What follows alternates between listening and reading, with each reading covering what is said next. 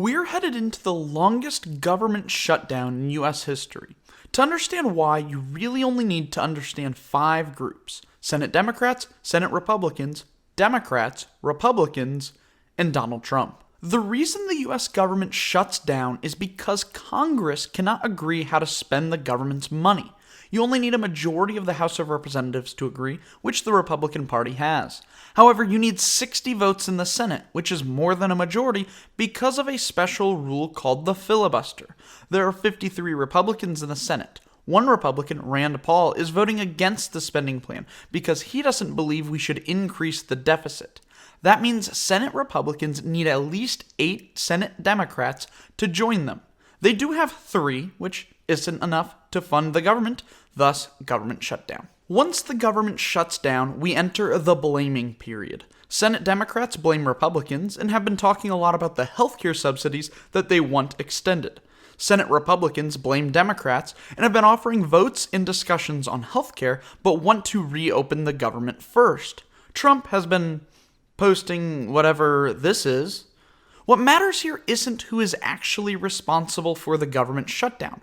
What matters is who we, the American people, think is responsible for the government shutdown. Now let's be clear. The Senate Democrats are the ones who voted to shut down the government. They voted against a continuing resolution that would keep funding the government, largely because Democratic voters want them to stand up to Trump. They could have extended healthcare subsidies when they were in control, but didn't because they knew they could use those healthcare subsidies as a political tool later down the line. None of this matters though. What matters is that the Republican voters are still blaming Democrats and Democratic voters are still blaming Republicans. So what happens next? Well, there's a few paths forward. Senate Majority Leader John Thune could capitulate and give the Democrats the funding they want, but that would require Republican voters to start blaming Republican senators or Donald Trump. Senate Minority Leader Chuck Schumer could capitulate and give Republicans their votes, but that would require Democratic voters blaming Democratic senators. There's a chance that Thune can convince 8 Democratic senators to join them, perhaps the Democrats who represent the states that Trump won in 2024. While this remains a possibility, the fact that Thune doesn't appear to be trying to win those senators over means this is unlikely. Republicans could always do something called the nuclear option, where you can end the filibuster rule that started this whole thing.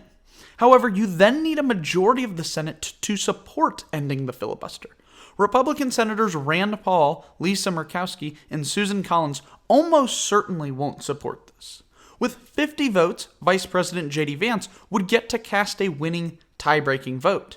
That requires every other Republican senator to support the nuclear option, which Trump will likely try to convince them to do. Which of these paths will we take? It remains to be seen. There is one other way.